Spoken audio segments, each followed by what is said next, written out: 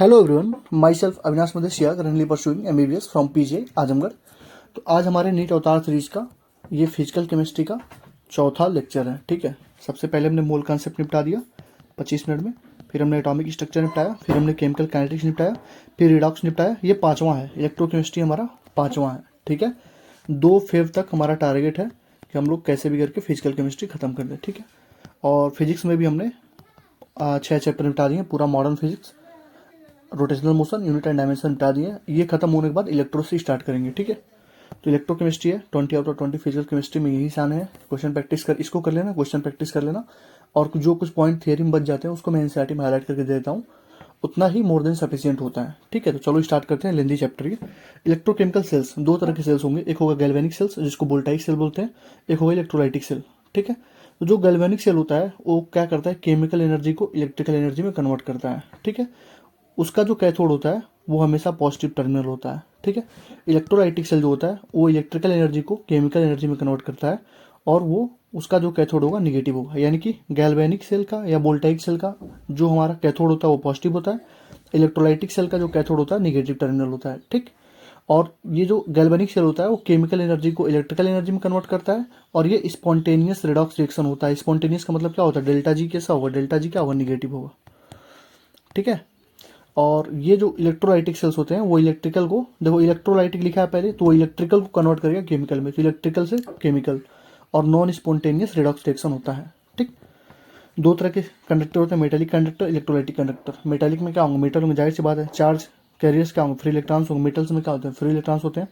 और इलेक्ट्रोलाइटिक में क्या होंगे, आयंस होंगे। इलेक्ट्रोलाइट में जैसे यहाँ पे जिंक रखा है, यहाँ पे कॉपर रखा है, तो यहाँ पे आयंस के थ्रू ही तो जाएगा। Flow of electricity takes place without any chemical. देखो कह रहे हैं किसी कोई भी केमिकल चेंज कहाँ होगा, मेटालिक में कहाँ केमिकल चेंज होगा, लेकिन वही तुम इलेक्ट्रोलाइटिक में देखोगे तो केमिकल चेंज होगा ना, किसी का ऑक्सीडेशन होगा, किसी का रिडक्शन होगा, तो यहाँ पे चेंज होता है। कोई भी ट्रांसफर मैटर नहीं होता है, यहाँ पे ट्रांसफर मैटर होता है। इलेक्ट्रोलाइटिक में ट्रांसफर मैटर होता है, जैसे जिंक हमारा डिजॉल्व होता है, कॉपर हमारा, जिंक हमारा ऑक्सीडेशन होगा तो जिंक हमारा डिजॉल्व हो जाएगा, तो मास ऑफ जिंक घट जाएगा, और जो कॉपर का है मास उसका बढ़ जाएगा, उसका डिपोजिशन हो जाएगा। तो यहाँ पे क्या होता है, ट्रांसफर मैटर भी होता है। Resistance is due to vibration of colonel's.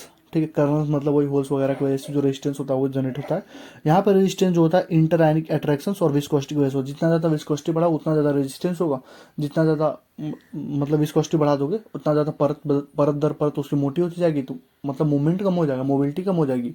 तो उससे भी तुम आइडिया लगा सकते हो कि किसका कम होगा किसका बढ़ेगा। यहाँ पे देखो क्या लिखा है, resistance increases with increase in temperature. Metallic conductor में अगर टेम्परेचर बढ़ाओगे तो रेजिस्टेंस बढ़ेगा, क्योंकि मैंने बोला था अल्फा क्या होता है, पॉजिटिव होता है ना कंडक्टर्स के लिए, उसमें बस सेमी कंडक्टर बताया था। और इलेक्ट्रोलाइटिक कंडक्टर्स के लिए रेजिस्टेंस जो होता है डिक्रीज करता है विथ इंक्रीज इन टेम्परेचर। समझ गया ना। यहाँ पे Faraday law electrolysis not valid है, यहाँ पे वैलिड है। ठीक है, तो मेन यहाँ पे मुद्दा ये था, मेन मुद्दा यहाँ पे ये था, मेन मुद्दा क्या था, यहाँ देखो रेजिस्टेंस डिक्रीज करता है विथ इंक्रीज इन टेम्परेचर, यहाँ पे इंक्रीज करता है विथ इंक्रीज इन टेम्परेचर। कोई ट्रांसफर नहीं होता है, यहाँ पे ट्रांसफर मैटर होता है, ये फ्री आयंस की वजह से होता है, फ्री इलेक्ट्रॉन्स की वजह से होता है। ठीक है, यहाँ पे विदाउट एनी केमिकल चेंज होता है, ये भी केमिकल चेंज यहाँ पे होता ही होता है। ठीक है, चलो अब आ जाते हैं मेन चीज़ पे। ये तो थियरी थी। रेजिस्टेंस इक्वल टू वी अपन आई, मालूम है वी इक्वल टू आई है, तो रेजिस्टेंस इक्वल टू वी अपन आई, इसका होता है ओम यूनिट। तो वही कोई अगर तुमसे कंडक्टेंस पूछेगा, रेजिस्टेंस है, रेजिस्टेंस मतलब अपोज कर रहा है, कंडक्टेंस मतलब पास कराएगा, तो रेजिस्टेंस का उल्टा कंडक्टेंस, तो कंडक्टेंस क्या हो जाएगा 1/r, तो यूनिट क्या हो जाएगी ओम इनवर्स हो जाएगी। और जी स्टार, देखो कंडक्टेंस को दिखाते हैं जी से, लेकिन जी स्टार को बोलते हैं हम लोग सेल कांस्टेंट। सेल कांस्टेंट होता है एल अपन ए, लेंथ अपन एरिया। लेंथ मान लो सेंटीमीटर में है, एरिया सेंटीमीटर का स्क्वायर हो जाएगा, तो काट दोगे ऊपर चला जाएगा, तो सेंटीमीटर इनवर्स इसका यूनिट हो जाएगा। यानी जी स्टार कहीं पे लिखा हुआ तो वो सेल कांस्टेंट है, एल अपन ए है। ठीक है, रेजिस्टेंस का एक फॉर्मूला और होता है रो एल बाई ए। रो हमारा क्या है, रेजिस्टिविटी। रो हमारा क्या है बताओ, रो हमारा क्या है बताओ, रेजिस्टिविटी है, रेजिस्टिविटी है। ठीक है, तो यहाँ से रेजिस्टिविटी आ जाएगा रेजिस्टेंस इंटू एरिया अपन लेंथ, तो यहाँ से फिर यूनिट ले लो तो ओम सेंटीमीटर आ जाएगा।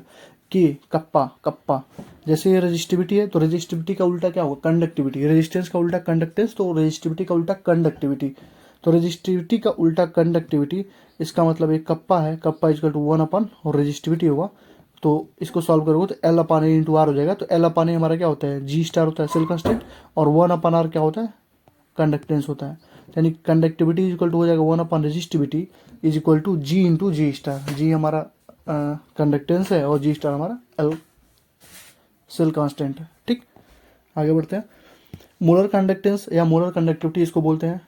इसको दिखा सकते हो 3 तरीके से, ऐसे और लेमडा एम और म्यू से, ठीक है। इसको दिखा सकते हो इक्विवेलेंट कंडक्टेंस को इक्विवेलेंट कंडक्टिविटी बोलते हैं, बस EQ लिख देना तो ये हो जाएगा, ठीक है। इसका फॉर्मूला क्या होता है, lambda equal to kappa into V. Kappa हमारा क्या है, कंडक्टिविटी है, और वी क्या है, वी हमारा होता है वॉल्यूम ऑफ सोल्यूशन कंटेनिंग 1 मोल, यहाँ पे 1 मोल की बात होती है, तो हो जाएगा कप्पा इंटू 1000 अपन m। कोई दिक्कत नहीं होगी, यूनिट निकाल लेना यहाँ से, ओम यूनिवर्स और सेंटीमीटर स्क्वायर पर मोल आ जाएगा, ठीक है। मोलरिटी की यूनिट क्या होती है, number of moles per unit volume, तो मोल पर लीटर, मोलरिटी की यहाँ से आ जाएगी, और कप्पा की ऊपर से कंडक्टिविटी क्या आ जाएगी, तो बस यूनिट का ध्यान रखना, ओम इनवर्स सेंटीमीटर स्क्वायर पर मोल। वही इक्विवेलेंट कंडक्टिविटी की बात करें तो कुछ मत करना, सेम फॉर्मूला रहेगा, कप्पा इंटू वॉल्यूम रहेगा, कप्पा इंटू वॉल्यूम यहाँ पे है, यहाँ पर जो वॉल्यूम था 1 मोल इलेक्ट्रोलाइट का था, यहाँ पे जो वॉल्यूम होगा 1 ग्राम इक्विवेलेंट का होगा, तो कप्पा इंटू 1000 अपन नॉर्मेलिटी हो जाएगा, यहाँ पे मोलरिटी था, यहाँ पे नॉर्मेलिटी होगा, यहाँ पे मोलरिटी, यहाँ पे नॉर्मेलिटी, ठीक है। तो यहाँ पे मोल पर लीटर आएगा, तो यहाँ पे इक्विवेलेंट पर इक्विवेलेंट आएगा, ठीक, इक्विवेलेंट इनवर्स, ये मोल इनवर्स है, मोल पर लीटर नहीं, सॉरी। तो यहाँ पे इक्विवेलेंट इनवर्स आएगा। तो मुझे लगता है चीज़ें इसको याद रखना बहुत इंपॉर्टेंट है, लेमडा और लेमडा एम और लेमडा इक्विवेलेंट, यानी मोलर कंडक्टिविटी और मोल इक्विवेलेंट कंडक्टिविटी दोनों को ध्यान रखना। 1000 सेंटीमीटर क्यूब में 1 लीटर होता है, ये बेसिक सा चीज़ है, तुमको पता ही होगा। देखो, जो मोलर कंडक्टिविटी होता है वो होता है valency factor into equivalent conductivity, यानी बैलेंसी फैक्टर अगर से मल्टीप्लाई कर दोगे तो इसका आंसर हमारा आ जाएगा। यानी तो हमको यहाँ से दिख रहा होगा कि जो मोलर कंडक्टिविटी होगा वो या तो बराबर होगा या तो बड़ा होगा लेमडा इक्विवेलेंट से, यानी कि इक्विवेलेंट कंडक्टिविटी से, ठीक है। तो valency factor greater than equal to 1 होता ही है, अगर ग्रेटर देन इक्वल टू 1 होगा तो ज़्यादा हो जाएगा, ग्रेटर देन इक्वल टू जैसे देखो तुम्हें समझा दो, जैसे मान लो बैलेंसी फैक्टर 1 आ गया, सॉरी देखो, जैसे बैलेंसी फैक्टर 1 आ गया तो लेमडा इक्विवेलेंट इंटू 1 करोगे तो लेमडा इक्विवेलेंट के बराबर हो गया, तो बराबर आ गया यहाँ से। मान लो बैलेंसी फैक्टर 2 आ गया तो लेमडा एम इक्वल टू क्या लिखोगे, लेमडा इक्विवेलेंट इंटू 2 करोगे, तो यहाँ से तुमको दिख रहा होगा ये ज़्यादा है ना, इसको 2 बार मल्टीप्लाई करो तभी आ रहा है, यानी lambda M is greater than lambda equivalent, इतना ध्यान रखो, या तो बराबर हो सकता है या तो ज़्यादा ही होगा, ठीक। अब देखो इलेक्ट्रोलाइटिक कंडक्टेंस जो होता है उस पर क्या फ़र्क पड़ती है। देखो, अगर इंटर आयनिक इंटरेक्शन घटा दोगे, विस्कोसिटी घटा दोगे, देखो विस्कोसिटी घटाओगे तो कंडक्टेंस बढ़ेगा, जाहिर सी बात है। हाइड्रेशन या सॉल्वेशन घटा दोगे तो कंडक्टेंस हमारा बढ़ेगा, वहीं डाइलेक्ट्रिक कांस्टेंट अगर बढ़ा दोगे, टेम्परेचर बढ़ा दोगे, तब भी कंडक्टेंस हमारा बढ़ेगा। वो 3 केस में घटता है, इंटर एटॉमिक आयनिक घटा दो, विस्कोसिटी घटा दो, हाइड्रेशन घटा दो, इन तीनों को घटा दोगे तो कंडक्टेंस बढ़ जाएगा, और डाइलेक्ट्रिक कांस्टेंट को और टेम्परेचर को बढ़ा दोगे तब भी कंडक्टेंस बढ़ जाएगा, पांचों केसेस में कंडक्टेंस बढ़ेगा।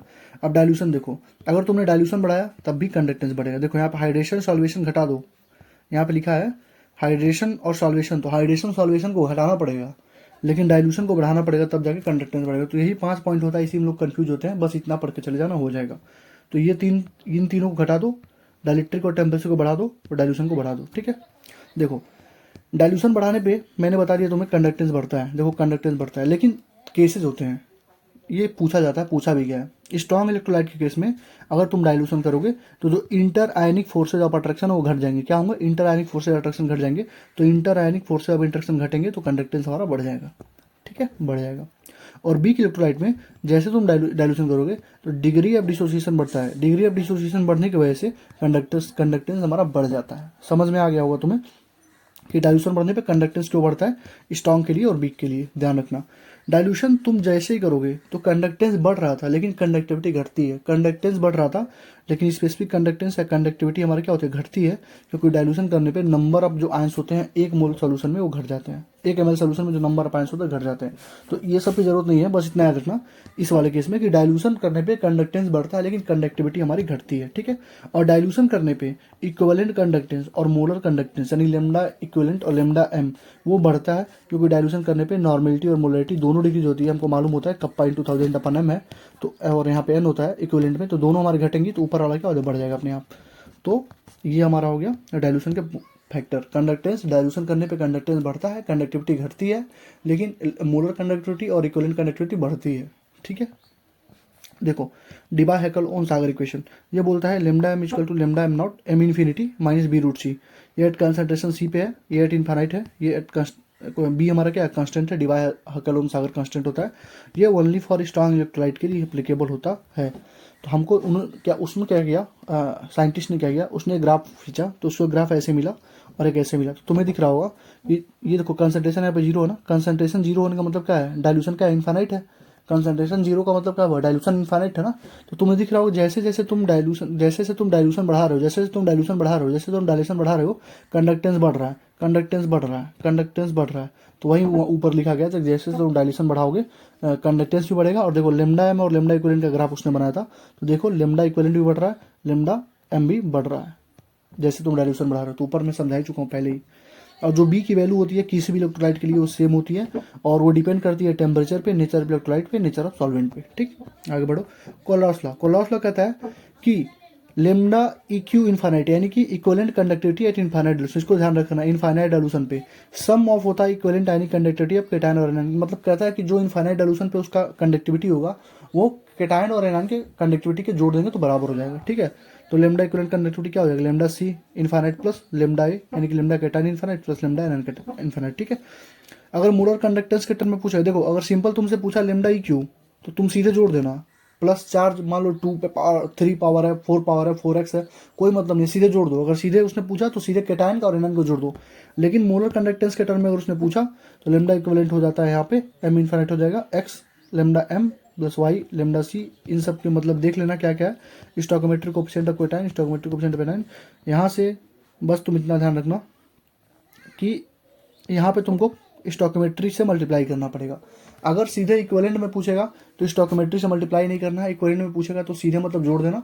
और अगर ऐसे मोलर टर्म में पूछेगा, लेमडा एम के फॉर्म में पूछेगा, ये देखो लेमडा इक्यू के फॉर्म में था, ये देखो लेमडा इक्यू है, लेमडा इक्यू मतलब क्या था, मोलर इक्विवेलेंट कंडक्टिविटी के फॉर्म में सीधे जोड़ना है। और मोलर कंडक्टिविटी के फॉर्म में पूछेगा तो उसके कोफिशिएंट से उसको मल्टीप्लाई करना है, उसके कोफिशिएंट से मल्टीप्लाई करना है। जब क्वेश्चन कराऊंगा ना, ये बहुत इंपॉर्टेंट है, कई कई साल क्वेश्चन आए हुए हैं, एनसीईआरटी में भी कई क्वेश्चन दिया हुआ है। तो जब क्वेश्चन कराऊंगा तो मैं तुम्हें सिखा दूंगा कैसे का मल्टीप्लाई करना है। सिंपल कॉन्सेप्ट तुम्हें बता ही दिया हूँ कि लेमडा इक्यू है तो डायरेक्ट जोड़ो, लेमडा एम है तो कोफिशिएंट से मल्टीप्लाई करो, कैसे करना मैं सिखा दूंगा। Degree of dissociation, degree of dissociation को अल्फा बोलते हैं। अल्फा होता है lambda at equivalent at upon lambda at infinite, यानी कि जितना मान लो दिया हुआ कंसंट्रेशन सी पे 50 है और इन्फाइनाइट पे 100 है, तो अल्फा क्या हो जाएगा 50/100। वही लिखा है lambda equivalent upon lambda equivalent at infinite dilution, वही होता है lambda M upon infinite dilution. दोनों मतलब दोनों से निकाल सकते हो, कोई दिक्कत नहीं है। डिसोसिएशन कांस्टेंट के होता है C alpha square upon 1 alpha. कहोगे भैया अल्फा कहाँ से निकाले, अल्फा यहाँ होता ना, डिग्री ऑफ डिसोसिएशन निकाल लोगे, उसका डिग्री डिसोसिएशन कांस्टेंट पूछेगा तो C alpha square upon 1 alpha. C हमारा क्या होता है बताओ तो, सी हमारा क्या होता है कंसंट्रेशन, सी कंसंट्रेशन होता है। ठीक है, और वही डिग्री ऑफ जब अल्फा जब हमारा ये डिग्री ऑफ डिसोसिएशन 5% से कम हो तो 1 माइनस अल्फा को 1 के बराबर कर देते हैं, तो के अल्फा के क्या हो जाता है, सी अल्फा स्क्वायर हो जाता है। समझ गए? तो लेमडा अल्फा यहाँ से निकाल लेना डिग्री ऑफ डिसोसिएशन, और डिसोसिएशन कांस्टेंट में C alpha square upon 1 minus alpha कर देना, और अल्फा लेस देन 5% है तो सीधे के अल्फा के equal to C alpha square निकाल सकते हो। और यहाँ से देखो लेमडा एम सैचुरेटेड, जैसे वहाँ पे क्या था कप्पा इंटू 1000 अपन एम था, और कप्पा इंटू 1000 अपन नॉर्मेलिटी था। अगर तुम मोलरिटी नॉर्मेलिटी और कोई सॉल्बिलिटी पूछे तो कप्पा इंटू 1000 अपन सॉल्बिलिटी कर देना, ये हमारा लेमडा एम सैचुरेटेड हो जाएगा, यानी कि lambda M at infinite dilution पे कप्पा इंटू 1000 अपन सॉल्बिलिटी होता है, सॉल्बिलिटी भी निकाल सकते हो। ठीक, गैल्वेनिक शेल, अभी मैंने ऊपर बताया था गैल्वेनिक शेल क्या करता है, केमिकल को इलेक्ट्रिकल में करता है, और डेल्टा जी निगेटिव होता है। डेल्टा जी निगेटिव होने का मतलब spontaneous reduction reaction. Delta G negative होगा तो ई सेल पॉजिटिव होता है। स्पॉन्टेनियस के लिए दो ही कंडीशन होती है, ई सेल पॉजिटिव और डेल्टा जी निगेटिव हो। तो जो डेनियल सेल होता है, galvanic cell, voltaic cell, Daniell cell जो होता है, उसमें एनोड पे होता है ऑक्सीडेशन, कैथोड पे होता है रिडक्शन। याद करने के लिए लोन याद करो, लेफ्ट साइड में होगा ऑक्सीडेशन, ऑक्सीडेशन कहाँ होगा, एनोड पे होगा, और एनोड कैसा होगा, नेगेटिव होगा। ठीक है, तो मैंने ऊपर बोला था कि कैथोड जो होता है वो पॉजिटिव होता है गैल्वेनिक सेल में, तो एनोड अपने आप निगेटिव हो जाएगा। इलेक्ट्रोलाइटिक सेल में जो कैथोड होता है वो निगेटिव होता है, ऊपर ही बताया था मैंने। ठीक है, तो एनोड पॉजिटिव हो जाएगा, तो LOAN negative anode oxidation left. जैसे जिंक से Zn+2 में गया तो इसका हो रहा है ऑक्सीडेशन, ये होगा एनोड पे, Cu+2 से जा रहा है Cu, रिडक्शन कैथोड पे होगा। EMF जो होता है 1.1 वोल्ट ही होता है, EMF जो होता है डेनियल सेल का लगभग 1.1 वोल्ट होता है।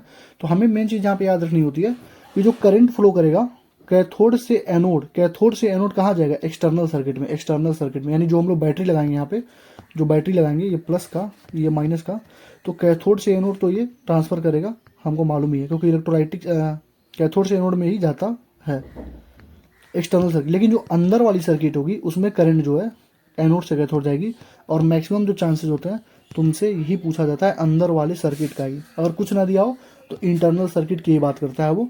तो करंट कहाँ फ्लो करेगी, एनोड से कैथोड की तरफ। लेकिन बाहर वाला लिख दिया, एक्सटर्नल सर्किट लिख दिया, तो उसका मतलब होता है कैथोड से एनोड, एक्सटर्नल सर्किट, और अंदर एनोड से कैथोड। ठीक, ये हो गया हमारा। तो जब यहाँ से देखो जिंक का हो रहा है ऑक्सीडेशन, तो जिंक ऑक्सीडेशन होता है तो उसका Zn+2 में चला जाएगा। कापर का होता है रिडक्शन, तो Cu+2 से Cu में चला जाएगा। तो जिसका होता है ऑक्सीडेशन वो उसका मास हो जाता है कम, यानी कि जो मास होगा जिंक का वो घटेगा, और इसका मास घटेगा तो कापर का मास क्या होगा, बढ़ेगा। Mass of zinc rod reduce होता है तो मास ऑफ कापर रॉड घटता है। ठीक, साल्ट ब्रिज देखो, ये बीच में साल्ट ब्रिज लगा हुआ है। देखो साल्ट ब्रिज क्या है, U2 कंटेनिंग होता है, इनर्ट इलेक्ट्रोलाइट होंगे, इनर्ट इलेक्ट्रोलाइट में भरे होते हैं, अगर मीडियम होता है जेलेटिन होता है। ठीक है, और ये इनर्ट इलेक्ट्रोलाइट क्यों लेते हैं, क्योंकि वो कोई भी केमिकल चेंजेस में एक्टिवेट नहीं होते हैं, मतलब रिएक्शन नहीं करते हैं। और ऐसा हम लोग इलेक्ट्रोलाइट लेते हैं जिसका स्पीड जो होता है कैटायन का वो नियरली इक्वल होता है स्पीड ऑफ एनायन से। और KCl KNO3 NH4 NO3 हम लोग इतना ले सकते हैं। लेकिन अगर Ag+ है, Ag+2 है, Pb+2 है, Tl+1 है, इन सब केसेस में KCl हम नहीं यूज करते हैं, क्योंकि ये सब प्रेसिपिटेट बन जाते हैं, AgCl AgCl2 PbCl2 HCl TlCl। तो हम लोग KCl का यूज कहाँ का नहीं, देखो तो हमको KCl KNO3 NH4 NO3 ये हमारे साल्ट ब्रिज में यूज करते हैं, लेकिन KCl के केस में नहीं यूज करते हैं। कब KCl नहीं यूज करते हैं, Ag+2 आगे होगा पंजाब, आगे होगा Ag होगा Hg, और Pb से पंजाब आगे होगा पंजाब, याद कर लो बस, क्योंकि PBT बन जाता है। फंक्शन क्या है, ये कनेक्ट करता है सॉल्यूशन को, इलेक्ट्रिकल न्यूट्रलिटी को मेंटेन करता है, और अगर साल्ट ब्रिज को रिमूव कर दोगे तो वोल्टेज ड्रॉप 0 हो जाएगा, और प्रिवेंट करता है लिक्विड लिक्विड जंक्शन पोटेंशियल को। सेल का रिप्रेजेंटेशन कैसे करोगे, पहले लिखोगे एनोड को, फिर एनोड का कंसंट्रेशन, फिर 2 लाइन मारोगे, फिर कैथोड लिखोगे, कैथोड का कंसंट्रेशन, फिर कैथोड, पहले एनोड फिर एनोड का कंसंट्रेशन, फिर कैथोड का 2 लाइन, फिर कैथोड का कंसंट्रेशन, फिर कैथोड का लाइन। जैसे जिंक है, जिंक चला गया ZnSO4 में, ऑक्सीडेशन हो रहा था ना इसका, तो एनोड पे ऑक्सीडेशन, तो जिंक ZnSO4 उसका हमने ले लिया कंसंट्रेशन, CO मतलब C2 मतलब कंसंट्रेशन, और CuSO4 का और रिडक्शन, तो उसका लिखा पहले कंसंट्रेशन फिर Cu, यानी पहले एनोड, फिर एनोड का हाफ सेल, फिर कैथोड का हाफ मतलब जितना मोलेट मतलब जितना कंसंट्रेशन दिया, फिर कैथोड। ई नॉट सेल क्या होता है बताओ, ई नॉट सेल होता है E not cathode minus E not anode. देखो ई नॉट सेल तुमने ये ई सेल होता है, ई सेल होता है, EMF होता है सेल का। रुक जाओ थोड़ा सा मौका दो, ई सेल होता है, ठीक है,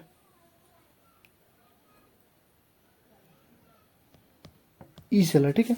तो ई सेल क्या होगा, E cathode minus E anode होगा, E cell is equal to E cathode minus E anode, ठीक है। SRP तो ऊपर से नीचे हमको मालूम था, कल ये पहले ही बता चुका तुमको, E cell is equal to E cathode minus E anode, redox में पढ़ा दिया था। SRP of cathode minus SRP of anode, SRP of cathode ये माइनस SRP एफ एनोड है, तो इसको प्लस लिख सकते हो SOP एफ एनोड, और SOP of anode minus SOP of cathode, क्योंकि SRP क्या होता है इक्वल टू माइनस SOP होता है। तो बस SRP वाला याद रखो, सारे क्वेश्चन इसी सॉल्व कर देंगे हम लोग, कि SRP of cathode minus SRP of anode, इतना याद रखो, इसी सारे क्वेश्चन में निपटा देंगे, ठीक।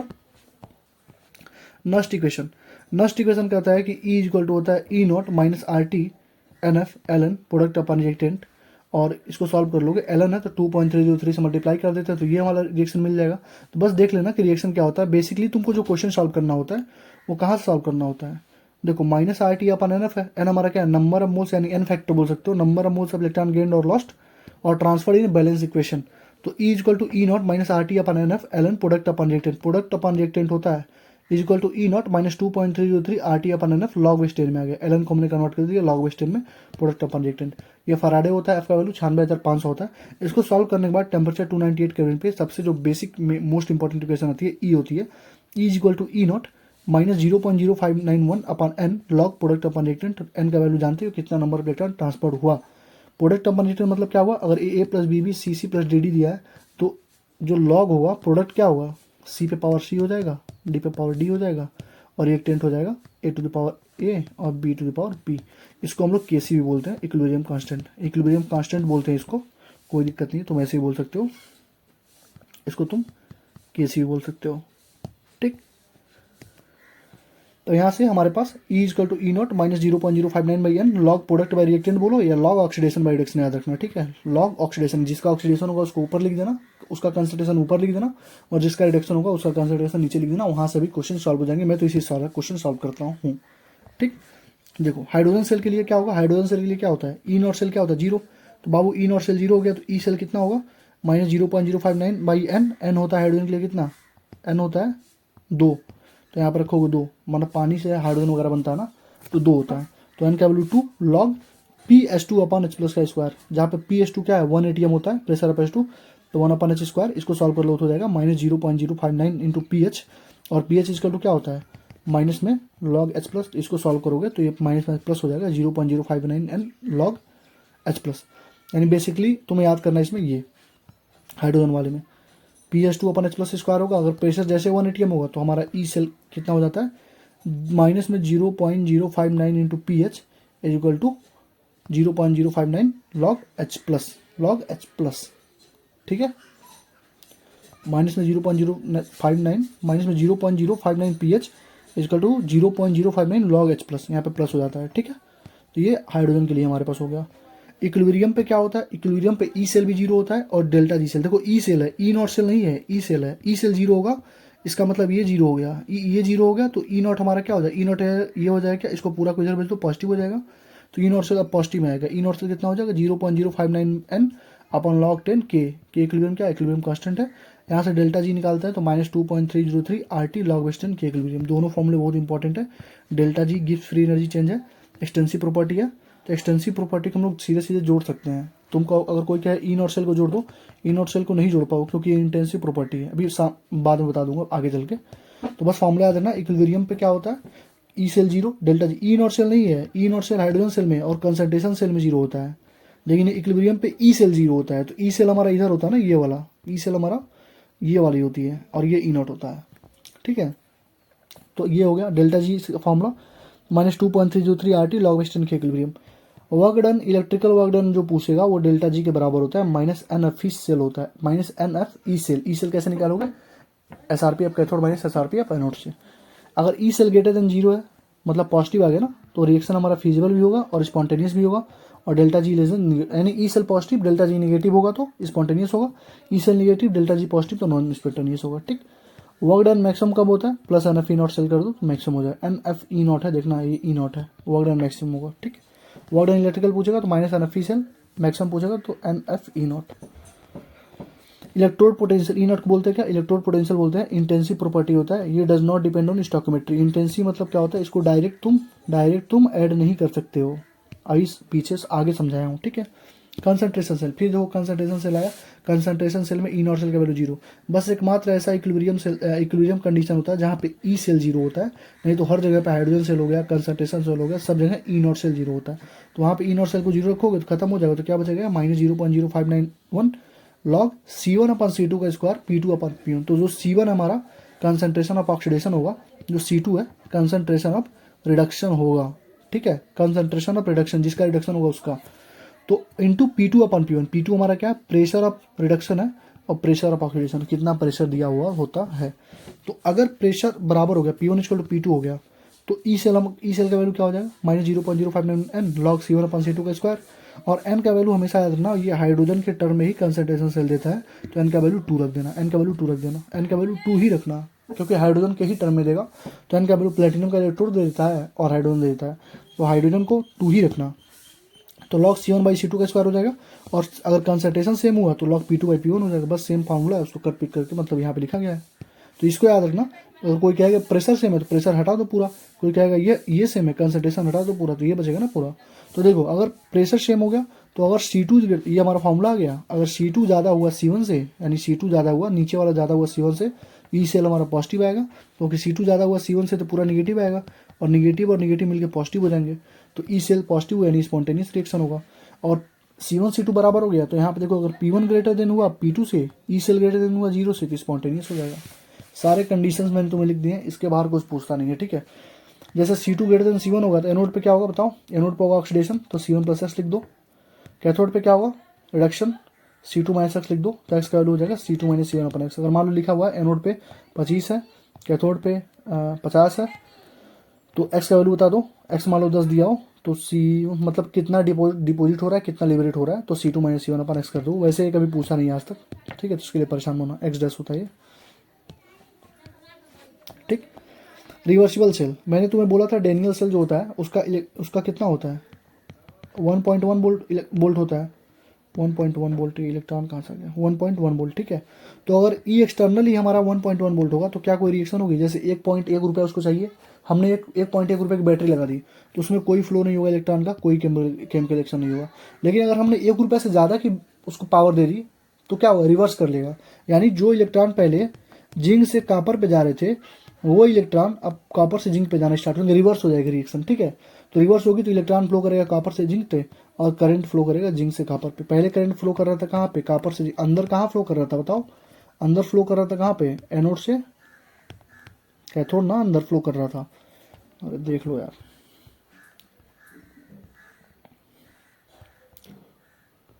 कहाँ गया, देखो पहले पहले कहाँ फ्लो कर रहा था, देखो पहले फ्लो कर रहा था एनोड से कैथोड। जैसे तुम 1.1 से ज़्यादा दे दोगे तो अब कैथोड से एनोड फ्लो करेगा। तो कैथोड कौन है बताओ, कैथोड कौन है, कॉपर है ना, कैथोड कौन है, कॉपर है ना। तो फ्लो करने लगेगा कॉपर से, कॉपर से जिंक, इलेक्ट्रॉन फ्लो करने लगेगा, करंट फ्लो कर लगेगा जिंक से कॉपर। उल्टा काम कर रहे हैं, बस रिवर्सिबल हो जाए, उल्टा हो जाएगा, रिवर्स, ठीक है। तो वहाँ पे देखना, वहाँ पे क्या हो रहा था, जिंक डिजॉल्व हो रहा था और कॉपर जो है डिपॉजिट हो रहा था। यहाँ पे क्या होगा, जिंक डिपॉजिट होगा अब और कॉपर डिजॉल्व होगा, उल्टा चल रहा है, ठीक। मैंने पहले बताया ई हमारा ईएमएफ होता है, ई नॉट नहीं होता है, ई होता है, ईएमएफ होता है SRPF cathode minus SRPF anode. ये इसको सीधे तुम जोड़ घटा सकते हो, लेकिन ई नॉट सेल जो होता है वो इलेक्ट्रोड पोटेंशियल होता है, वो इंटेंसिव प्रॉपर्टी होता है, डायरेक्टली जोड़ नहीं सकते हो, ठीक है। तो उसके लिए जैसे मान लो ये दिया है सी यू का, ये सी यू का सी यू प्लस में जा रहा है, सी यू प्लस सी यू में जा रहा है, कह रहा है ई नॉट 3 बताओ। तो सीधे 1 में से 2 घटा दोगे, सोचोगे कि 0.337 में से 0.153 घटा देंगे तो आंसर आ जाएगा, तो नहीं आएगा, गलत हो जाओगे, ठीक है। आंसर कब आएगा, डेल्टा जी के टर्म में लिखोगे। डेल्टा जी क्यों, क्योंकि एक्सटेंसिव प्रॉपर्टी है। तो डेल्टा जी इक्वल टू क्या होता है, minus N F E not से। अब यहाँ से तुम सॉल्व कर सकते हो। पहले हम देखो -2 का चेंज क्यों लिखा, क्योंकि 2 का चेंज हो रहा है, फिर 1 का चेंज हो रहा है तो 1 से मल्टीप्लाई किया, फिर 1 का चेंज हो रहा है तो 1 से मल्टीप्लाई करके ई नॉट हमने बराबर कर। ये क्वेश्चन आते हैं, 3-4 बार क्वेश्चन पूछे गए हैं। ये तुम्हें मैं शाम वाले क्वेश्चन प्रैक्टिस सेशन में, रात वाले में मैं तुम्हें समझा दूंगा, ठीक है। आगे बढ़ो, देखो पानी से जब होगा तुम्हारा, पानी से जब हाइड्रोजन बनेगा, पानी से जब ऑक्सीजन बनता है तो एन का वैल्यू 2 आता है, मैंने अभी पहले ही बता दिया। एफ का अगर एन का वैल्यू पूछेगा 1 होता है, एफ अगर Fe2O3 में जाता है तो एन का वैल्यू 1 होगा, ठीक है। पेंटेन ऑक्सीजन फ्यूल में एन का वैल्यू 32 होता है। कुछ वैल्यूज हैं जो बार बार रिपीट होती हैं, तो उसको याद रखो तो बढ़िया रहेगा, वहाँ पे निकालना नहीं पड़ेगा। इलेक्ट्रोलिसिस ऑफ H2SO4 होगा तो 2 मोल पानी बनता है, 1 मोल ही पानी बनता है, 2 मोल पानी मिलता है, ठीक है। जो ई हमारा ईएमएफ होता है वो अफेक्टेड होता है केसी से, इक्विलिब्रियम कांस्टेंट से, लेकिन ई नॉट से इलेक्ट्रोड पोटेंशियल अफेक्टेड नहीं होता है केसी से, ठीक। और spontaneity can not be check by delta G not. Spontaneity को हम लोग डेल्टा जी नॉट से नहीं चेक कर सकते, स्पॉन्टेनिटी को ओनली चेक कर सकते हैं जी से, डेल्टा जी से, डेल्टा जी से। ये डेल्टा जी नॉट से नहीं चेक करेंगे, डेल्टा जी से।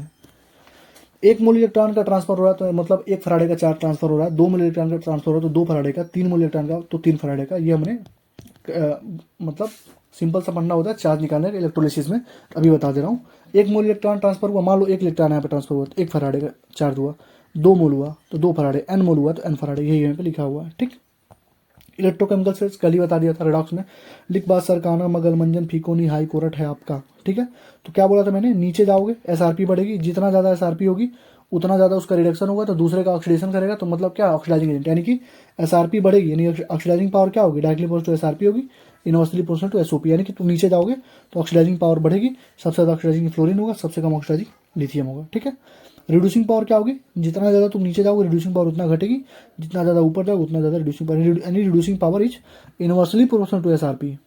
क्योंकि एसआरपी ऊपर निगेटिव होता है, नीचे पॉजिटिव होता है, 2 बार समझा चुका हूँ, कल भी आज भी, ठीक है। तो oxidising power directly proportional to SRP होगा, reducing power inversely proportional to SOP. Reactivity of metal, reactivity of जो मेटल होगी वो डायरेक्टली प्रोपोर्शनल टू एसओपी होगी, उल्टा होता है बाबू। ऐसा मत सोचना कि ऑक्सीडाइजिंग पावर जैसे डायरेक्टली प्रोपोर्शनल टू एसआरपी होती है वैसे रिएक्टिविटी ऑफ मेटल होगी। Reactivity of metal directly proportional to SOP होती है, यानी कि ऊपर वाले जितने भी मेटल्स होंगे वो सबसे ज़्यादा रिएक्टिव होंगे, क्योंकि एसआरपी की इनवर्सली प्रोपोर्शनल, देखो रिएक्टिविटी बस इतना याद रखो, इनवर्सली प्रोपोर्शनल टू एसआरपी होगी मेटल के केस में। तो एसआरपी सबसे कम किसका है, लिथियम का, तो सबसे ज़्यादा ये हमारा रिएक्टिविटी होगा। Reactivity of non metal, reactivity जो नॉन मेटल की होगी वो डायरेक्टली प्रोपोर्शनल होगी एसआरपी की, यानी सबसे नीचे जाओगे तो रिएक्टिविटी सबसे ज़्यादा होगी। तो फ्लोरीन हमारा क्या है, फ्लोरीन हमारा क्या है, मोस्ट रिएक्टिव नॉन मेटल है। यानी मेटल के केस में एसआरपी के इनवर्सली प्रोपोर्शनल होता है रिएक्टिविटी, और नॉन मेटल के केस में एसआरपी के डायरेक्टली प्रोपोर्शनल होता है इलेक्ट्रिविटी, ठीक, रिएक्टिविटी। और मैंने क्या बोला था, ऊपर वाले नीचे वाले को डिस्प्लेस करे, तो जानते ही हो। एक चीज़ और याद रखना, जो मेटल के ऑक्साइड जो कॉपर के नीचे है, जो मेटल का ऑक्साइड जो कॉपर के नीचे है, तो वो कॉपर के नीचे Hg है, Ag है, Hg है, Pt है, ठीक, Au है। इन ये सब मेटल ना, इन सब के ऑक्साइड क्या होता है, अनस्टेबल होते हैं, वो मेटल में टूट जाते हैं। जैसे Ag2CO3 कॉपर के नीचे है ना, उसको हीट करोगे तो Ag2 मिल गया, ये हमारा क्या है, ऑक्साइड है। तो ऑक्साइड को थोड़ा सा हीट करोगे तो मेटल में टूट जाएगा, 2Ag प्लस हाफ O2, समझ गया ना, 2Ag प्लस हाफ O2। कुछ करना नहीं था, बस इतना ध्यान रखना था कि कॉपर के नीचे वाले का ऑक्साइड अनस्टेबल होता है, वो मेटल में कन्वर्ट हो जाता है, ठीक है। नॉन मेटल्स जो प्लेस्ड होते हैं सीरीज में can easily displace anions of non metals. देखो नॉन मेटल्स, ऐसे नॉन मेटल्स जो नीचे होंगे सीरीज में, ऐसे नॉन मेटल्स जो नीचे होंगे सीरीज में, उनके जो एनायंस होंगे ऊपर वाले एनायंस को डिस्प्लेस कर देंगे। जैसे मान लो लिखा है 2A माइनस प्लस B2, तो तुम देख रहे हो 2B माइनस बन गया, इसका मतलब क्या, डिस्प्लेस कर दिया। इसका मतलब ए ने डिस्प्लेस कर दिया, मतलब ए हमारा नीचे है, यानी कि SRP ए का ज़्यादा होगा बी से। तो लिखो SRP, देखो SRP जो है ए का ज़्यादा है बी से, ठीक, कोई दिक्कत। 2C minus plus B no reaction, कह रहा है 2C माइनस एनायन जो है C का, वो B को रिड्यूस नहीं कर पाया। इसका मतलब क्या हुआ, B हमारा क्या है, इसका मतलब रिड्यूस ही नहीं कर पाया, रिड्यूस नहीं कर पाया, यानी C हमारा क्या है, ऊपर है, B हमारा नीचे है, यानी B का SRP ज़्यादा होगा, C का SRP कम होगा। और 2D माइनस A2, तो D ने A को रिप्लेस कर दिया, यानी D ने A को रिप्लेस किया, यानी D हमारा नीचे है तो A हमारा ऊपर है, तो D हमारा नीचे है तो D का SRP क्या होगा, ज़्यादा होगा। तो सबसे ज़्यादा SRP D का। बस ऐसे चेक कर लेना, नीचे वाला एनायन ऊपर वाले को डिस्प्लेस करता है, तो नीचे वाले का SRP ज़्यादा होता है, जानते ही हो। और ये याद करने की कोई जरूरत नहीं है नीचे वाला कि मेटल्स फ्रॉम मतलब पानी के ऊपर वाले हाइड्रोजन रिप्लेस करेंगे, ये सब याद करने की कोई जरूरत नहीं है। इलेक्ट्रोलाइसिस में पढ़ा दूंगा मैं। फिजिबिलिटी का रिएक्शन बता दिया हूँ। ई नॉट सेल अगर पॉजिटिव है तो फिजिबल होगा, ई नॉट सेल निगेटिव है तो ई सेल निगेटिव है तो not feasible. E not cell नहीं, E cell, E not cell तो वहाँ से निकालोगे नस्ट इक्वेशन से। इलेक्ट्रोलाइसिस में देखो, इलेक्ट्रोलाइसिस में हम लोग डीसी का सोर्स लेते हैं, और इलेक्ट्रोलाइसिस में इलेक्ट्रोलाइटिक सेल होता है, मैंने पहले ही बता दिया था। इलेक्ट्रोलाइटिक सेल यानी इलेक्ट्रिसिटी आ रहा है, तो इलेक्ट्रिसिटी से केमिकल में जाता है ये। और ये इफिशियंसी क्या होती है, delta G upon delta H होता है, is equal to minus NFE upon delta H होता है। मान लो ये NFE वगैरह ना दिया हो तो इफिशियंसी क्या होती है, जितना हमने पावर यूज़ कर लिया, अपन कितना हमको पावर मिला था, नहीं हमने 100 रुपये हमको मिला था, 75 रुपये यूज़ कर लिया, तो 75 अपन 100 गुणे 100, यानी 75% एफिशिएंसी हो जाएगी। तो Q used upon Q supply, Q हमारा क्या चार्ज है, ठीक है। तो फराडे ला का दो ला थे, फर्स्ट ला था और सेकंड ला। पहला ला कहता कि हम लोग जो चार्ज अगर बढ़ाते जाएंगे किसी भी इलेक्ट्रोलाइट में, तो जो उसका डिपोजिशन होगा ना, किसी का डिपोजिशन जो होगा, डब्लू का मतलब होता है वेट, डब्लू मतलब मास मत समझ लेना, डब्लू का मतलब होता है वेट, वेट मतलब मास ही समझ लो एक तरह से। तो अमाउंट ऑफ सब्सटेंस डिपोजिटेड, जितना अमाउंट ऑफ सब्सटेंस डिपोजिटेड होगा वो डायरेक्टली प्रोपोर्शनल टू चार्ज होगा, जितना चार्ज बढ़ाओ उतना ज़्यादा मास डिपोजिट होगा, वो पहला ला कहता है। और उसी को हम लिख सकते हैं क्यू इजकल टू क्या होता है, आई टी होता है, आई इजकल टू क्या होता है, क्यू अपॉन टी, तो क्यू इजकल टू क्या होता है, आई टी होता है ना। तो जेड इंटू आई इंटू टी, जेड हमारा क्या इलेक्ट्रोकेमिकल इक्विवेलेंट है। और जेड आई टी कहीं कहीं पे तुमको लिखा होगा area into thickness into density, कहीं पे एरिया थिकनेस डेंसिटी दिया हुआ है। तो जेड आई टी जो वेट हमारा जो भी हमारा वेट बनेगा, वो एरिया जो भी हमारा वेट मतलब लिबरेट होगा, डिपोजिट होगा, वो लिबरेट तो नहीं डिपोजिट होता है, तो जो भी अमाउंट ऑफ सब्सटेंस डिपोजिट होगा वो area into thickness into density के बराबर होगा, ठीक है। ये फर्स्ट ला। सेकेंड ला कहता है कि अगर हम लोग सेम चार्ज, सेकेंड ला कहता है हमको कि अगर हम लोग सेम चार्ज पास करते हैं through different electrolyte connected in series, किसमें सीरीज में कनेक्ट, जैसे मान लो एक सीरीज ऐसे एक ऐसे एक ऐसे सीरीज में कनेक्टेड है, तो जो वेट होगा ना, जो वेट डिपोजिट होगा उसका जो रेशियो होगा, नहीं weight W1 upon W2 is equal to E1 upon E2 is equal to E1 is equal E1 upon E2 होगा, यानी कि इक्वलेंट वेट के बराबर हो। जो भी वेट डिपोजिट होगा उसका जो रेशियो होगा इक्वलेंट वेट के रेशियो के बराबर होगा। इक्वलेंट वेट कैसे निकालते हैं बता देता हूँ। तो देखो यहाँ से वेट इजकल टू क्या हो जाएगा, ई इंटू आई इंटू टी अपन 96,500। देखो यहाँ पे पहले लिखा दिया था मैंने, जेड आई टी को बोलते हैं, जेड आई टी होता है ई का जो वैल्यू होता है, जेड जो हमारा होता है ना इक्वलेंट, जेड हमारा क्या होता है इलेक्ट्रोकेमिकल इक्वलेंट होता है, और जेड का वैल्यू कितना होता है इक्वलेंट वेट अपन 96,500, ठीक है। जेड का वैल्यू यहाँ से देख लेना, जेड का वैल्यू कितना होता है ई अपन 96,500। तो यहाँ से वेट तुम लिख सकते हो इक्वलेंट वेट इक्वल टू क्या होता है molar mass upon N factor, ये होता है ना, अभी आगे लिखवाया हूँ। तो फॉर्मूले बस देख लेना, यहाँ पे बहुत इंपॉर्टेंट फॉर्मूले देख लेना, यानी W equal to Z I T, Z का वैल्यू कितना होगा इक्वलेंट वेट अपन 96,500, यहाँ पुट कर दो ये आ जाएगा। और इक्वलेंट वेट को हम लोग क्या बोलते हैं mass upon molar mass upon N factor, तो molar mass upon N factor into I T, ठीक है। ये सबसे इंपॉर्टेंट कॉन्सेप्ट है, इसी से सारे क्वेश्चन हम लोग इलेक्ट्रोलिसिस के लगा देंगे, बस 10 सेकंड में, 10 सेकंड 20 सेकंड में सारे क्वेश्चन लगेंगे। एन फैक्टर होता है वेट अपन इक्वलेंट वेट, ठीक है। एन फैक्टर क्या होगा, यहाँ से equivalent weight upon N equal W, तो एन फैक्टर क्या होगा वेट इक्वल टू क्या है equivalent weight, equivalent weight upon N factor है ना, थोड़ा सा लेंदी होगा। देखो सिंपल सी बात है, देखो एन फैक्टर इक्वल टू क्या होता है, वेट अपॉन इक्वलेंट वेट। मैं दिखा देता हूँ तुम्हें, कल ही बताया था अभी। देखो एन फैक्टर इक्वलेंट वेट क्या होता है, molecular weight upon N factor, तो एन फैक्टर क्या होगा यहाँ से, मॉलिक्यूलर वेट अपन इक्वलेंट वेट। ठीक है, तो एन फैक्टर क्या होगा, वेट अपन इक्वलेंट वेट। इक्वलेंट वेट हमारा क्या होता है, इक्वलेंट वेट क्या होता है बताओ तो, molar mass upon N factor होता है, कल ही बताया था ना। यहाँ फिर से लिख देता हूँ कि जो इक्वलेंट वेट होता है हमारे पास, मोलर मास अपन, थोड़ा सा लेंदी होगा, परेशान मत होना, ठीक है, लेकिन सारे पॉइंट क्लियर है। इक्वलेंट वेट और molar mass equal to Q upon F, यानी कि charge upon Faraday, equal to n E upon Faraday, equal to I T upon Faraday, equal to volume of gas at S T P at volume और divided by volume equivalent. Volume equivalent कितना होगा, molar volume upon N factor, यानी equivalent volume का value कितना हो जाएगा 22.4 अपन N factor. यहीं से सारे क्वेश्चन सॉल्व कर देंगे। इक्वलेंट वॉल्यूम याद रखना, volume of gas at S T P जितना दिया होगा, मान लो 5 litre 6 litre, volume at equivalent कितना होगा 22.4 अपन एन फैक्टर, एन फैक्टर चला जाएगा ऊपर। ठीक है, तो ये याद रखना। ठीक है, इलेक्ट्रोलिसिस में 3-4 चीज़ें ध्यान रखो। अगर फ्यूज्ड NaCl है तो प्लेटिनम और ग्रेफाइट का ही मोस्टली हमारे पास इलेक्ट्रोड होता है। तो एनोड पे बनेगा Cl2, ठीक है, एनोड पे Cl2, एनोड पे Cl2, कैथोड पे सोडियम, pH में कोई चेंज नहीं।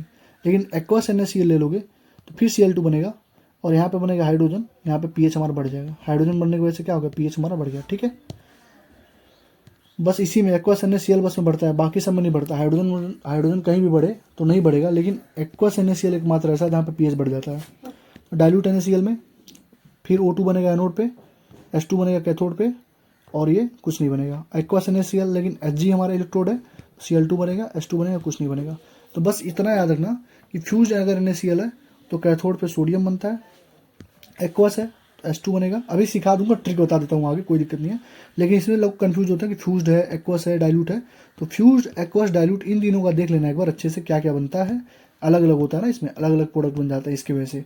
और एक्वस NaCl अगर Hg में है, यानी कि हमारे पास इलेक्ट्रोड ही हमारा Hg है, तो Cl2 बनेगा और यहाँ पे H2 बनेगा और ये कुछ नहीं बनेगा। तो इसको लिख लेना और बस इन्हीं 3-4 को याद रखना। Aqueous CuSO4, aqueous AgNO3, aqueous NiCO4, इसमें याद करने की कोई जरूरत नहीं है। बस इसमें याद रखना कि pH इसमें कम हो जाता है। pH एक जगह बढ़ता है, कहाँ पे, एक्वस NaCl में। pH 3 जगह घटता है, कहाँ कहाँ पे, aqueous CuSO4, aqueous AgNO3, aqueous NiCO4, यहाँ पे pH घट जाता है। प्लेटिनम और ग्रेफाइट का इलेक्ट्रोड अगर लोगे डाइल्यूट H2SO4 में, तो डाइल्यूट H2SO4 लोगे तो O2 बनेगा कैथोड पे, हाइड्रोजन बनेगा एनोड पे, और यहाँ पे कुछ नहीं बनेगा। ठीक है, कंसंट्रेशन H2SO4 लगे तो O2 तो बनेगा हमारे पास, O2 बनेगा कहाँ पे, एनोड पे, एनोड पे O2 बनेगा एनोड पे, लेकिन यहाँ पे कैथोड पे डाइल्यूट वॉल्यूम बनेगा H2 और यहाँ पे बन जाएगा H2OH। तो इतना ध्यान रखना कि कंसंट्रेशन में कैथोड पे H2OH बनता है और डाइल्यूट में H2 बनता है। ठीक है, अब ट्रिक देख लो। जैसे मान लो एक्वस इलेक्ट्रोलाइट है, तो एक्वस इलेक्ट्रोलाइट में कैथोड पे होता है रिडक्शन, एनोड पे होता है ऑक्सीडेशन, तो कहीं होगा तो फिक्स है। तो अगर मान लो लिथियम प्लस है, सोडियम प्लस है, पोटेशियम है, कैल्शियम है, मैग्नीशियम, यानी कि अल्कली मेटल है, अल्कलाइन मेटल है, और एल्युमिनियम +3, अल्कली, अल्कलाइन और एल्युमिनियम, उन सब के केस में हमारे पास अगर ऐसा कहीं पे मेटल तुम्हारे पास आता है तो हाइड्रोजन गैस लिबरेट होगा कैथोड पे। ठीक है, यानी कि लिथियम, सोडियम, पोटेशियम, कैल्शियम, यानी कि अल्कली है, अल्कलाइन है और एल्युमिनियम है। अगर ऐसा कहीं पे और एक्वस इलेक्ट्रोलाइट है तो कैथोड होगा कहाँ पे, कैथोड पे क्या होगा, हाइड्रोजन होगा। ठीक है, लेकिन वहीं पे डी ब्लॉक मेटल्स आ गए, आयरन, निकल, कोबाल्ट, Ag, Sn, Pb, ये सब अगर आ गए तो वहाँ पे मेटल ही कैथोड पे बनेगा। यानी कि अल्कली मेटल है, अल्कलाइन मेटल है, एल्युमिनियम है, तो हमारे पास कैथोड पे हाइड्रोजन बनेगा।